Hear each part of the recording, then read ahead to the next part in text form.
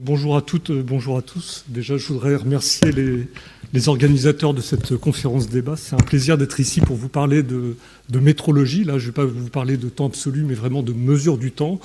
Et dans mon exposé, je vais orienter un petit peu la mesure du temps avec des applications à l'astronomie. Alors, comme vous le verrez, ce n'est pas toute l'astronomie, puisque ça va être seulement une partie de l'astronomie.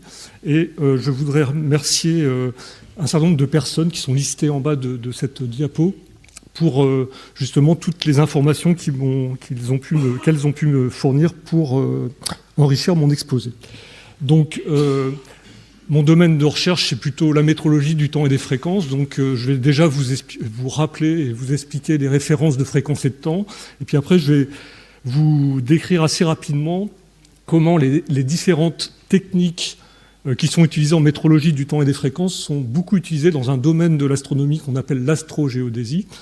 Et je présenterai quelques applications avant de conclure. Donc, en introduction, je vous présente une courbe quelque part. Alors, il y a plusieurs façons qui vous présentent l'amélioration de la précision de la mesure du temps depuis l'invention du pendule par Galilée puis Huygens. Alors, il y a plusieurs façons de le montrer, soit en donnant une incertitude relative de fréquence, un delta F sur F, puisque ce sont tous ces systèmes sont des références de fréquence. Une autre façon, on va dire plus en termes de médiation scientifique, permet de montrer l'erreur accumulée par l'horloge au bout d'un certain temps. Donc on voit bien que avec au milieu du XXe siècle, l'invention des horloges atomiques, avant c'était essentiellement des horloges mécaniques et des horloges électriques, puis des horloges à quartz. Avec l'invention des horloges atomiques au milieu du XXe siècle, finalement, la précision de la mesure du temps est devenue exceptionnelle, puisqu'aujourd'hui, on a une précision, une incertitude relative de fréquence, un delta F sur F de 10-18, c'est-à-dire une confiance dans la mesure de 18 chiffres significatifs avec les horloges optiques, ce qui correspondrait, alors je mets bien un conditionnel, d'une seconde de retard ou d'erreur au bout de l'âge de l'univers, et on a vu que c'était un grand débat de parler de l'âge de l'univers. Donc là, c'est vraiment juste un ordre de grandeur. Donc, vous imaginez que la précision des mesures de fréquence et de temps ont eu... L'amélioration de cette précision a eu vraiment un très gros impact sur les définitions de la seconde dans le système international d'unité, puisque jusqu'en 1967, c'était la rotation de la Terre ou la révolution de la Terre autour du Soleil qui définissait la seconde. Et en 1967, la définition a quitté le domaine de l'astronomie pour rejoindre le domaine de la physique atomique et de la physique quantique, puisque depuis cette date, la seconde du système international est définie à partir d'une fréquence de résonance d'un atome de césium. Alors je voulais juste souligner un point particulier. Vous avez tous entendu qu'en 2018, un certain nombre d'unités importantes du système international d'unités ont été redéfinies. Et j'aime bien ce petit diagramme qui montre quelque part que la seconde... Donc elles ont été redéfinies en fixant les valeurs de constantes fondamentales. Et en fait, ça place la seconde comme une unité un petit peu particulière dans ce dispositif, puisqu'en fixant les différentes constantes fondamentales, en fait, toutes les unités, à part la mole, qui est une unité un petit peu particulière, mais toutes les unités se retrouvent à dépendre de la seconde, donc qui joue quelque part dans le système international d'unité un rôle un peu particulier. Et je voulais le citer parce qu'aujourd'hui, on est le 21 mai, et hier, c'était la journée mondiale de la métrologie, et c'est le jour où ce nouveau système d'unité a été mis en œuvre de façon effective. Alors, comment ça fonctionne avec justement toutes ces horloges atomiques? Comment on va pouvoir construire une échelle de temps? Donc là, ce n'est pas une échelle de temps absolue, on mesure des intervalles de temps, des durées. Donc, pour que ça fonctionne, il vous faut un grand nombre d'horloges, parce qu'une seule horloge, évidemment, si elle s'arrête, vous arrêtez de mesurer le temps. Donc, en fait, sous l'égide du Bureau international des poids et mesures, il y a un très grand nombre d'horloges atomiques qui sont réparties tout autour de la Terre, qui vous permettent déjà de construire une sorte d'échelle de temps pondérée, en donnant plus de poids aux meilleures horloges et moins de poids aux horloges les moins performantes. Le problème, c'est que vous n'êtes pas très certain que le rythme de cette échelle de temps est le bon. Et pour s'assurer de ça, il y a un étalonnage, un pilotage en fréquence qui est fait avec un certain nombre d'étalons primaires de fréquence qui utilisent la définition, donc avec du césium, des horloges qui sont dans des laboratoires. Il y en a très peu, vous voyez une dizaine, 10-20 étalons primaires de fréquence qui périodiquement viennent étalonner le temps atomique international pour être sûr que son rythme décrit bien la définition de la seconde dans le système international d'unité. Et puis vous avez tous entendu parler des secondes intercalaires, puisque ça c'est le temps atomique. On va parler du temps astronomique un petit peu après, qui est lié en particulier, qui était lié et qui est lié toujours à la vitesse de rotation de la Terre.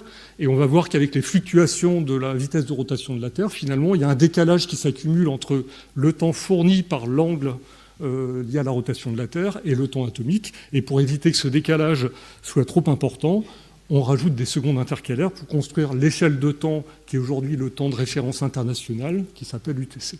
Donc vous voyez que ce système qui permet de construire un temps atomique d'une stabilité, d'une exactitude tout à fait exceptionnelle, repose sur des horloges atomiques de très haute performance, des oscillateurs et des techniques aussi qui permettent de comparer à distance des oscillateurs et des horloges atomiques qui marchent dans le système, dans le domaine radio, dans le domaine optique, au sol, entre le sol et l'espace.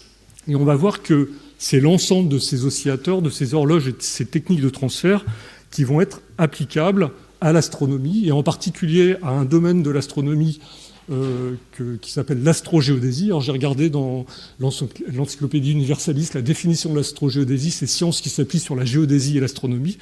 Ça va, c'est... Donc moi j'aurais une définition, je vais dire, un peu plus personnelle, qui est que c'est une science qui va utiliser la détermination des positions ou des directions à la surface de la Terre à partir de différentes techniques d'observation de satellites ou d'objets célestes. C'est-à-dire que sur Terre, vous avez des instruments qui observent des satellites, qui observent des objets extragalactiques, et à partir de... Comme les instruments sont situés sur la Terre et que la Terre tourne, la Terre se déforme, finalement les stations vont suivre les mouvements globaux ou les mouvements locaux de la Terre.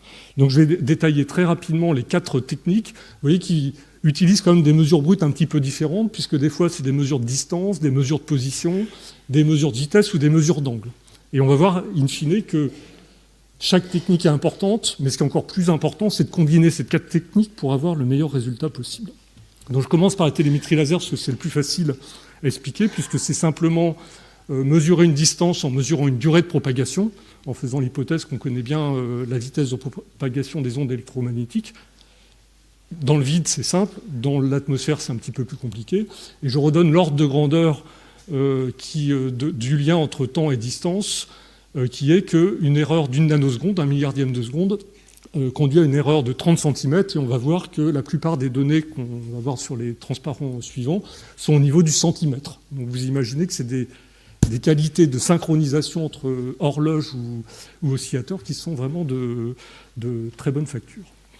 Donc la télémétrie laser, en fait, c'est tout simple, c'est vous envoyez depuis le sol des impulsions laser, il y a un réflecteur qui renvoie les impulsions laser, et en mesurant le temps d'aller-retour, vous en déduisez la distance, donc le temps d'aller-retour et la distance. Donc ça, vous pouvez le faire sur la Lune, avec des réflecteurs qui ont été installés sur la surface lunaire, mais vous pouvez aussi le faire sur des satellites, soit des satellites passifs comme celui-là, soit des satellites actifs sur lesquels il y a un coin de cube, un réflecteur laser qui permet de mesurer cette distance. Et aujourd'hui, il y a à peu près une centaine de satellites en opération qui sont équipés de ce type de réflecteur qui permet d'atteindre une précision. Alors quand je mets subcentimétrique, suivant les cas, ça peut être le millimètre, quelques millimètres, ou le centimètre de précision. Donc ça, c'est une mesure à une dimension. Vous mesurez une dimension vraiment suivant une seule dimension. Si maintenant vous faites ça avec plusieurs dimensions, vous pouvez faire de la triangulation. Donc si vous avez des mesures avec plusieurs satellites, alors c'est typiquement le principe ce qu'on appelle les GNSS, Global Positioning Satellite System. Donc là, c'est différent. C'est les satellites qui émettent des signaux depuis le sol. C'est pas dans le domaine optique, c'est dans le domaine radiofréquence. Chaque satellite envoie des signaux. Votre récepteur au sol mesure le temps de propagation. Donc vous connaissez la distance entre votre récepteur et le satellite qui a émis. En faisant ça par triangulation avec un ensemble de satellites, vous déterminez votre position absolue. Donc les GNSS, cet acronyme regroupe un certain nombre de systèmes de positionnement par satellite américains, GPS, russes, GLONASS, le système européen Galileo, chinois, etc. Et donc vous voyez qu'aujourd'hui, c'est la courbe noire, hein, c'est en fonction des années, le nombre de satellites globaux, on arrive quasiment à une centaine de satellites de ces constellations. Donc ça veut dire que votre récepteur peut potentiellement observer 10 voire 15 satellites en même temps. Donc ça a été vraiment une évolution très importante, puisque là, vous avez un positionnement absolu de votre station. Là, c'est juste, je n'ai pas le temps de rentrer dans les détails, mais juste pour illustrer un petit peu la couverture, parce qu'on va voir que c'est très important, la couverture.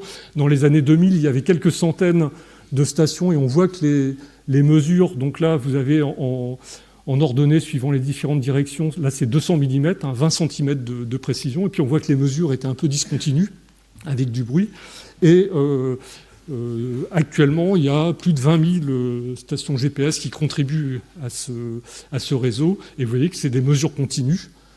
Ça, c'est important que ce soit des mesures continues, avec des précisions, encore une fois, subcentimétriques, qui permet, en tout cas, d'avoir des applications géophysiques très importantes.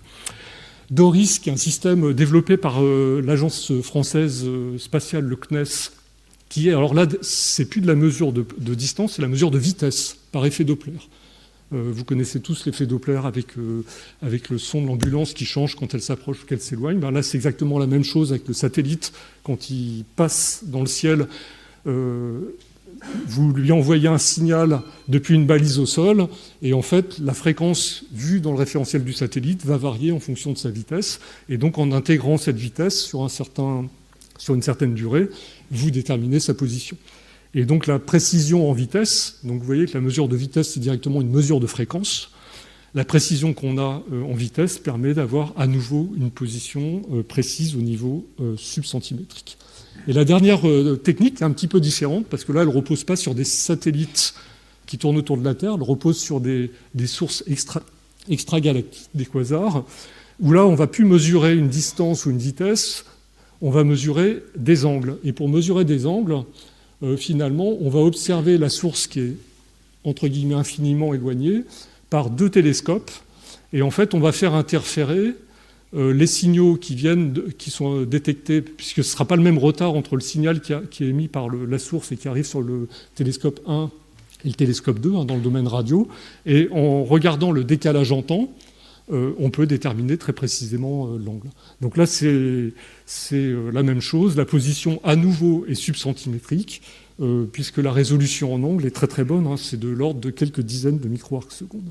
Donc vous voyez, il y a beaucoup de techniques. On se dit, mais pourquoi on a besoin de toutes ces techniques? C'est qu'à la fin, on va avoir besoin de les combiner, parce que chaque technique, finalement, a des avantages et des défauts, et elle permet de déterminer, alors je ne vais pas avoir le temps de rentrer dans tous les détails, mais elle va permettre de déterminer différentes caractéristiques de la Terre, la coordonnée du pôle, justement la différence entre UTC et la rotation de la Terre, les coordonnées des quasars, etc., etc. Et ce qui est important dans toutes ces techniques, c'est qu'aussi, il y en a une qui est particulière, qui est le VLBI, qui va vous permettre de faire le lien entre le référentiel, le repère de référence terrestre, qui est donné par les autres techniques, et le système de référence céleste, qui est fourni par le VLBI. Donc les combinaisons de ces différentes techniques, en fait, reposent sur le fait que les différents réseaux sont plus ou moins denses. Par exemple, la télémétrie laser est extrêmement performante, mais il ne faut pas qu'il y ait de nuages, et puis il y a seulement quelques stations laser autour de la Terre. Elles vont avoir des effets systématiques différents qui vont permettre d'assurer une précision soit à court, soit à long terme pour étudier tel ou tel effet. Ce qui est sûr, c'est qu'une seule technique n'est pas utilisable. Il faut vraiment l'ensemble des techniques. Et puis là, je n'ai pas le temps de rentrer dans les détails. Ce qui est important aussi, c'est de voir que ces 4 techniques, on peut aussi les combiner avec d'autres techniques, soit locales, par exemple de la gravimétrie absolue. On met un gravimètre absolu à un endroit où il y a des stations. Il y a aussi de la gravimétrie spatiale. Et puis un domaine qui est en train d'émerger et de prendre avec l'amélioration de l'exactitude des horloges, et ce qu'on appelle la géodésie chronométrique relativiste, qui est la capacité de mesurer directement une différence de potentiel gravitationnel en mesurant la différence de fréquence relativiste de 2 horloges à 2 endroits différents. Donc, quelques applications en 2-3 minutes. Première application, la géophysique. Ça, évidemment, vous voyez que sur des échelles de temps très très longues, avec des précisions remarquables, on arrive à voir les mouvements des plaques tectoniques, des effets liés à des séismes. On a aussi une observation sur le très court terme. Ce qui est important, et là je voudrais passer 1 ou 2 minutes sur ce point-là, c'est la détermination des paramètres d'orientation de la Terre, puisque la Terre n'est pas un corps solide. sa rotation n'est pas uniforme, et le couplage avec les mouvements atmosphériques, océanographiques, tout ce qui est effet interne à la Terre, les séismes, vont perturber l'orientation de la Terre. Ça va perturber en particulier la vitesse de rotation. Donc vous avez des variations, on va dire, périodiques, régulières de cette vitesse de rotation, et si on fait un zoom, on voit qu'il y a des effets qui sont absolument pas prédictibles. Donc ça a un impact, en tous les cas concret, sur le fait qu'on doit rajouter des ondes intercalaires dans UTC pour que UTC, moins le temps donné par la rotation de la Terre, soit petit. Et là, c'est le rôle de deux organismes internationaux, le Bureau international des poids et mesures et l'IERS, quelque part, qui justement regroupe tous ces calculs de paramètres d'orientation de la Terre. La Terre, comme vous le savez, elle a un mouvement de précession et de nutation. Et finalement, les mesures très précises sur des grandes durées permettent de vérifier les modèles justement de toutes les interactions avec le Soleil, la Lune, les planètes, mais aussi des mouvements internes, hein, puisqu'il y a des termes qui impactent la nutation et qui sont liés à la nutation libre du noyau fluide de la Terre. Et le dernier effet, c'est dans les paramètres d'orientation de la Terre, c'est ce qu'on appelle l'apolodie, c'est l'endroit où l'axe de rotation perce la croûte terrestre. Et vous voyez que donc ça, c'est fourni par différentes techniques. Et vous voyez que sur des très grandes durées, plus de 40 ans, on voit le mouvement sur la croûte terrestre. Alors, donc c'est dans une unité qui est le milli-arc-seconde, le millième de seconde d'arc. Donc là, je l'ai mis sur la croûte terrestre, 1 milli-arc-seconde, c'est 3 cm de déplacement. Et on voit sur des déplacements sur le long terme ou sur des temps très courts, évidemment avec tout un travail d'analyse derrière. Donc en conclusion, je voudrais juste insister sur le fait que la communauté temps-fréquence française a un rôle assez important dans ce domaine, hein, puisque d'un côté, du côté atomique, les fontaines atomes froids en France ont un poids de à peu près 40% dans l'étalonnage du temps atomique international, donc je pense que ça doit être souligné, et que, en particulier à l'Observatoire de Paris, il y a le centre de produits IERS justement qui fournit les paramètres d'orientation de la Terre.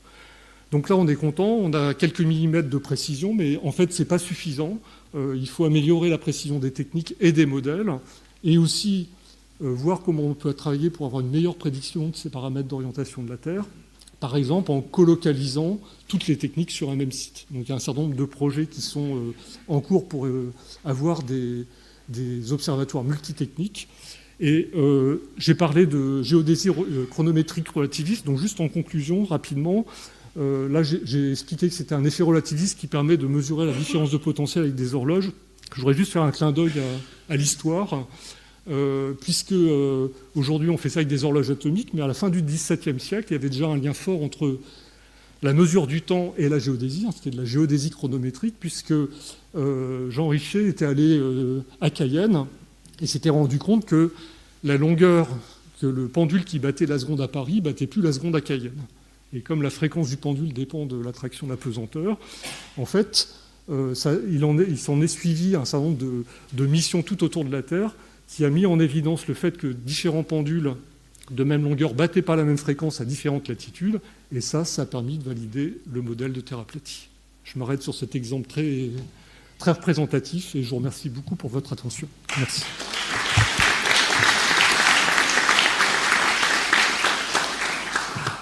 Merci beaucoup. Est-ce qu'il y a des questions? Oui. Merci pour ton exposé remarquable. Pour la seconde intercalaire, je crois que justement qu'on n'en ajoutait plus maintenant. C'est que j'ai mal dû comprendre l'information qui passait. Explique-moi ça. Alors j'essaie de l'expliquer rapidement. En fait, on n'en ajoute plus, on en ajoute toujours, parce que finalement, il n'y a pas eu de décision de prise pour arrêter ces secondes intercalaires. Les principales raisons, la première, on va dire, c'est une raison plutôt d'ordre politique, que certains pays ne souhaitent pas que cette seconde intercalaire soit supprimée. Après, il y a des raisons plus opérationnelles. Par exemple, le système GLONASS, en fait, si on arrêtait les ondes intercalaires, ça pourrait poser un certain nombre de difficultés d'un point de vue opérationnel. Donc il y a des aspects opérationnels, sachant qu'en même temps, les ondes intercalaires rajoutent des complexités opérationnelles, parce que une minute qui dure 61 secondes, c'est-à-dire rajouter une seconde au même instant partout autour de la Terre, ça pose des contraintes opérationnelles. Donc voilà, donc c'est un peu un mélange de raisons politiques, voire sociologiques et opérationnelles. Oui, Jacques. Oui, je voudrais intervenir sur cette seconde intercalaire, parce qu'il faut déjà replacer les choses. On a le temps atomique international, qui lui est une échelle de temps continue. Donc quand on fait une théorie, quand on fait de la mécanique céleste, c'est en gros ce temps-là qu'on utilise. Et puis, il y a le temps de nos montres, le temps légal, et lui, c'est là donc, qui est basé sur l'UTC, et l'UTC, pour des raisons historiques, on a voulu à un moment que ce temps ne se déroge pas trop de la rotation elle-même de la Terre. Et c'est pour ça qu'il y a ces secondes intercalaires qui sont rajoutées de temps en temps, à la fois parce qu'on s'est un peu trompé dans la définition de la seconde, et puis parce qu'il y a des irrégularités dans le mouvement de la Terre. Mais ça ne s'écarte jamais beaucoup, beaucoup moins que la différence entre le temps solaire quand vous êtes à Paris ou à Strasbourg. Et il y a un problème fondamental philosophique en introduisant ce temps. C'est qu'en introduisant cette seconde intercalaire, les astronomes ont supprimé leur capacité de prédire. On peut tout prédire, mais il y a une chose qu'on ne peut pas prédire. C'est quand le clampin préposé à la seconde intercalaire va la rajouter. Et résultat, on ne peut pas faire des éphémérides longtemps à l'avance. On est obligé d'attendre de savoir si on va en rajouter cette année ou pas cette seconde. Si on n'en rajoutait pas, personne, à part quelques-uns qui ne veulent pas changer leur programme, on ne s'en porterait pas plus mal. Mais là, on a ce problème-là. Donc c'est quand même assez hallucinant de voir que les astronomes ont détruit leur possibilité de prédire. Voilà, c'est ce que je voulais dire. Juste pour compléter. Une dernière question, peut-être, oui, Noël. Oui, c'est que pour les applications scientifiques, il y a besoin de connaître la différence entre UT1 et UTC à bien mieux que la seconde. Hein, donc, effectivement. Et effectivement, le fait que le UTC ne devait pas être trop éloigné de UT1, c'était pour la navigation, essentiellement, parce qu'il n'y avait pas le GPS et il fallait pouvoir diffuser une échelle de temps qui n'était pas trop éloignée. Donc, il ne fallait pas que le temps atomique soit trop éloigné de l'angle de rotation de la Terre. C'était un peu l'origine de ces secondes intercalaires. Une dernière question, Vincent. Oui, je croyais que la validation du modèle de Terre aplatie, elle se passait essentiellement après les expéditions décidées en 1735. Tout à fait. Je vois que c'est apparemment faux. Est-ce que Richter Non, il a dit la conclusion du bas? Non, la flèche rouge, c'est plusieurs décennies, effectivement. C'était les premières expéditions. Évidemment, ce n'est pas sur un point que c'était possible de conclure quoi que ce soit. C'était effectivement plusieurs décennies dans la flèche rouge pour arriver à cette conclusion. Tout à fait. Peut-être que je peux ajouter que les expéditions n'ont pas été vraiment nécessaires. Il y a ce fameux poème de Voltaire là, qui dit que Newton a découvert, sans sortir de chez lui, ce que Maupertuis a découvert en visitant des lieux pleins d'ennui ou quelque chose comme ça. Non, voilà, donc, autrement dit, cette flèche rouge, on peut la faire soit en visitant le monde, soit en restant dans sa chambre et en faisant quelques petits calculs. Effectivement. Belle conclusion. En fait, cette mesure de Richter, elle a été à l'origine du fait que ce n'est pas cette définition qu'on a prise pour définir le mètre, puisqu'il avait été question d'utiliser la longueur du pendule battant la seconde. Et à cause de cette complexité, c'est plutôt la mesure de l'arc de méridien qui a primé. Effectivement. Bon, merci beaucoup pour cet exposé très intéressant.